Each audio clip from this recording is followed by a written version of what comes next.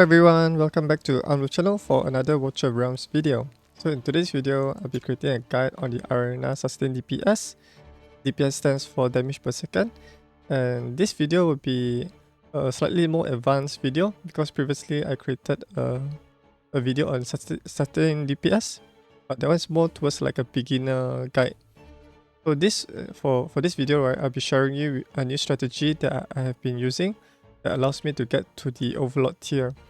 So let me show you how it's done. So let's try to select this first opponent here. Okay, and for my team, for the Sustained DPS, I'll be recruiting these heroes. The first one will be Ruff. He's in the Lord position to provide himself a 10% basic attribute like HP, defense, attack, and then he also provides himself a unique ability where for every nightmare faction ally is deployed, all of them will gain additional speed. So if there's one nightmare hero deployed, he will gain 5%. If there are 2 nightmare heroes, it will be 10%, 3 heroes will be 20%, and finally 4th will be 35%. So for this strategy, right, I will be not using nightmare heroes.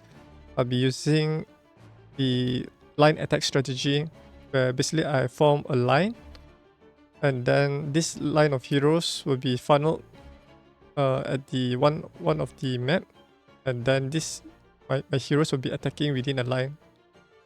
And this one is built around Valkyra because Valkyra has the longest range. And then we have a second hero, Scorch, will be attacking a line, and Buff will be in the current position to defend from the enemy attack. And then I have a healer here, Dolores. Although Dolores is not like a healer, she's more of a damage booster, but she can provide some healing there. And then finally, I have a mage here, Vierna, to provide some AoE damage to clear out the mobs quickly. And yeah, so the strategy is built around Valkyra. So if you have Valkyra here, then you can use this strategy. And without further ado, let's get started. I'll perform a manual fight to demonstrate how this strategy works. So let me put this on 1x speed. Okay, so at the start of the battle, right, I'll be deploying Ruff at the front position because once you have him in the 5th ascension, right, he'll be able to heal himself upon like casting his Basher or ultimate ability. And next, I'll be bringing Dolores to heal Ruff in case if he did not manage to heal himself fast enough. Although Dolores' healing is quite little, but it's sufficient enough to make Ruff to sustain the entire battle there. And once we have Dolores deployed, the next hero that will be deploying to assist Ruff will be Valkyra. The reason why I deploy Valkyra in this battle is because she is able to provide a unique buff which is called Magic Vulnerability, which allows Ruff to deal more damage to the enemies because I think once he has a 4th ascension, once he has a 4th ascension, he'll be able to deal some magic damage there. Okay, we are dealing some damage to these enemies. We are almost completing this enemy. Oh, okay, we managed to clean the enemy up first. So since that their enemy Salazar wasn't able to quickly nuke down the enemy. On the second wave, right, we will be encountering at least 6 of these brown dinosaur lizards. The first phase will be like 3, then the next one will be another 3 coming out from the red portal. Okay, as you notice, right, my fighting heroes can only block a maximum of 2 enemies. So if you're able to clear them fast, right, then they can the front fighter will be able to, you know, block more of these enemies there. Okay, I have sufficient points. Now I'll be deploying my Vierna at this location. This location is very important because you don't want her to be too close to this corner because on the 4th wave, right, you'll be encountering enemies that has this red aura that can deal massive amount of damage. Now I'll be putting on full auto to defeat these enemies, and then I'll disable it again because I want to keep Vierna's ultimate for the next wave. Okay, the enemy is able to fare quite well. So on the third wave, right, we'll be meeting these heroes with these giants sword or cleavers. Although they're slow, right, but they deal massive amount of damage. So it's ideal to have like strong healers to heal up your heroes. Let me use Vierna. I want to try to attack all of these enemies at once. Okay, enemies are within range, nuke them down. Now I can put your full auto back. Okay, we have one enemy here. Let's see the enemies. Team. Okay, we managed to clear wave 3 without any problems. Without any heroes getting killed here. Alright, so this is the wave that I'm talking about. So these enemies have this red aura which can deal AoE damage to your heroes there.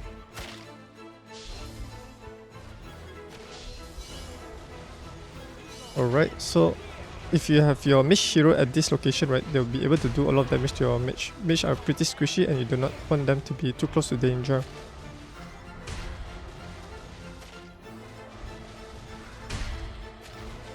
Okay, hopefully I'll be able to nuke them down.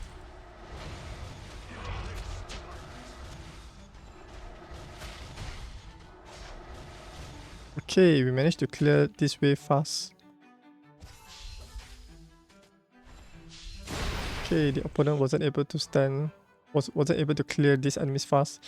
So that's the reason why you want to bring in AoE damage dealers rather than single target damage dealers here. So let's check out the battle report. As you can see, Ruff dealt a lot of damage at 6.1 million damage because he's able to deal high damage single target attacks as well as AoE damage attacks whenever he performs 4 attacks. And then we have a Valkyra. Valkyra is able to attack multiple enemies within her attack range. That's why I have her at the back seat. Then followed by Vierna. She dealt around about 2.6 million damage with her AoE attack. And then finally followed by Scorch at 1.8 million damage. So looking at the opponent's side, they have Salazar. And Salazar dealt a lot of damage at 5.3 million damage. This one is mainly single target attack, and then we with his bleed debuff. And then we have Silas at 2.4. He is also another single target damage dealer. And then we have is it Kamet or Hatsu? I think it's Kamet. And then mostly these are single target damage dealers and assisted by defender hero, these regulars, and then they have a light lock at 606,000 damage. He can also deal splash damage with his healing ability. So let me show you how I built this hero so you can get a reference point on how to deal a lot of damage with your epic heroes such as like Ruff. So this is my Ruff. Everyone can get Ruff hero through their daily sign-in. So as you notice, if you go to the daily sign-in page, you receive Ruff on the 14th day, and then you also get an ascension potion, basically for ascending Ruff only at the 44th day. And you also will be able to get multiple of those ascension stones by performing the tide. So if you were to go to raid and then go to tide, then you will get multiple of these what's this called? This epic hero soul stone. So use them on your Ruff. This will massively help you in arena, as well as clearing the clan boss, the guild clan boss, to deal a lot of damage. Okay, that's how I'm able to ascend him quickly, by getting those hero epic soul stones. Okay, so these are the total stats for my Ruff. He has around about 42,000 health, 15,000 attack, 2,000 defense, and 217 speed. You do not need to go overboard with the speed. You just need to have at least 100 speed. That would be sufficient. And then the rest of the faction bonus, right, like 5%, 10%, 20 and 35% will massively improve his attack speed. So you do not want to focus too much on the attack speed. You want to focus on the attack stats for him to deliver a lot of damage.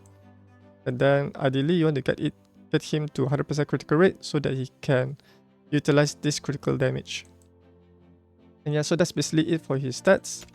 And currently I'm gearing him in what's this called, annihilating might that provides him with a 35% critical damage for 2 pieces. And this one is a mixed set. So this one is basically my critical rate bangle. So then this is the attack amulet, followed by an attack ring. So you want to prioritize on the stats over sets first. If you're able to farm a lot of gears and able to form the set, then you'll be ideally to get the set one that improve his single target attack, or this one, increase damage by 35%. And let me quickly go through the equipment so you can get a reference point on the substats here. So I'm focusing on the attack bonus, HP bonus, some attack speed, and then critical rate and critical damage. So yeah, so these are the stats you want to prioritize. And it's also ideal to get his rage regeneration so that he can quickly cast his ultimate abilities. His skills are all maxed out, and the most important is to have his Awakening 5 because this allows him to heal himself 30% of the damage dealt.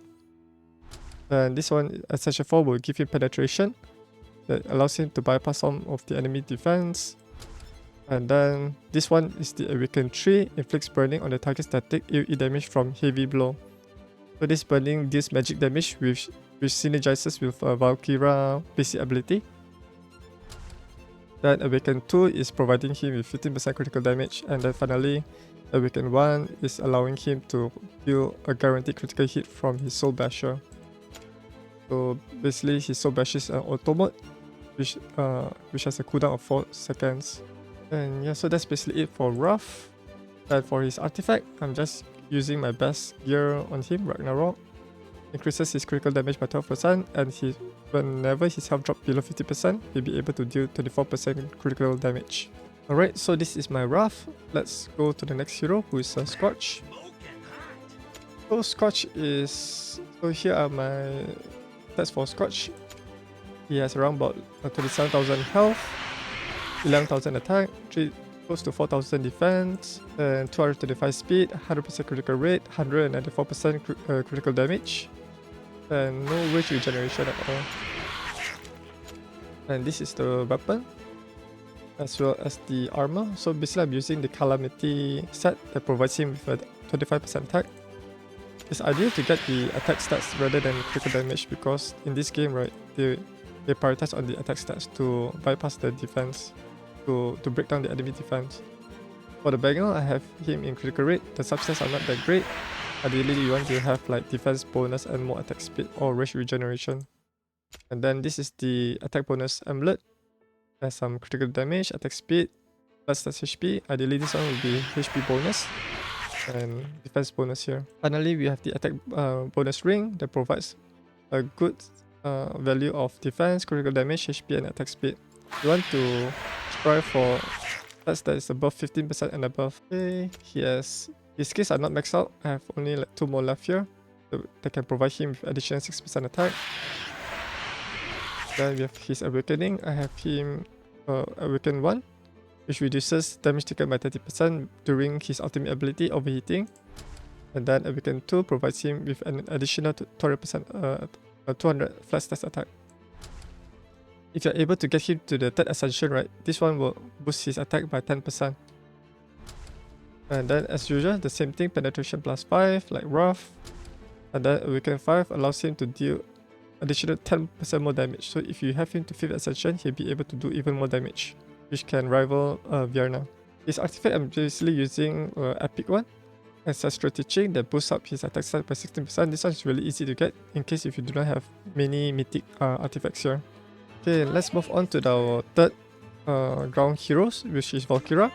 So this arena team is built around Valkyra because she has a long range attack, and this one allows you to create like a funnel. So all of the enemies will be funneled into one line.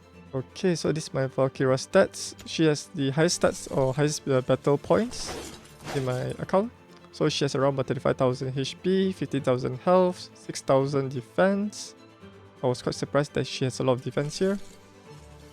And then close to 100% critical rate, 191% critical damage. And no rage regeneration at all. And for her gears, I'm currently gearing her in a whirlwind weapon to provide her with a 75 attack speed.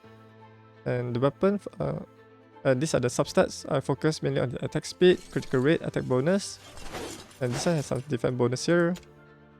This one will be the same, but this one has critical rate, HP, defense, attack. And this one I have managed to farm at least a set for the accessories. So I'm using the Glacier accessory, which allows my Valkyra to gain an attack bonus equal to 6% of her max HP when deployed. So this one pairs really well with ground units that has a lot of HP bonus as well as attack bonus. So you can make use of your HP to translate into additional attack. So this one will be attack bangle with some critical rate, HP and defense.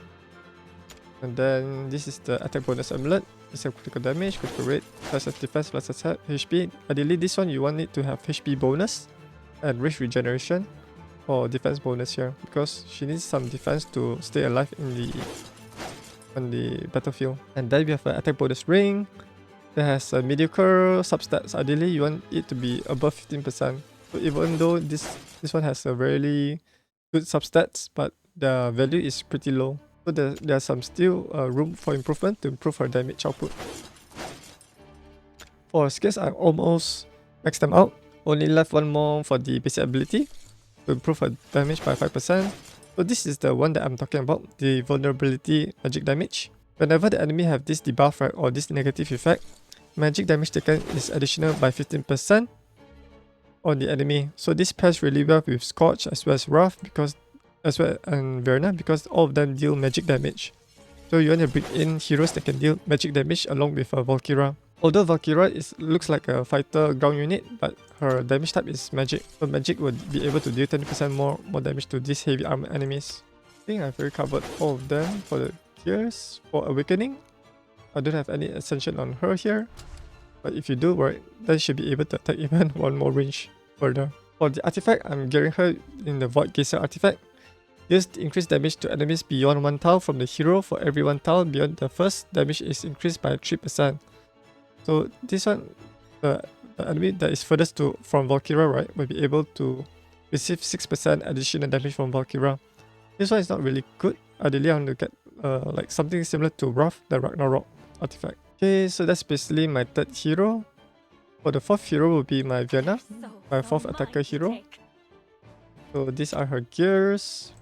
She has around about 21,000 health, 15,000 attack, 1,000 defense, attack speed of close to 200, close to 100% critical rate, and 215% critical damage, and no rage regeneration. So this is the weapon. I'm currently gearing her in a Calamity set that provides 25% attack. I basically prioritize on the attack, critical rate, critical damage, some HP for her to survive. Defense is not really important because she has a really low base defense stats. You want to get her rage regen. And then this one is a critical rate bangle, some critical damage, attack bonus.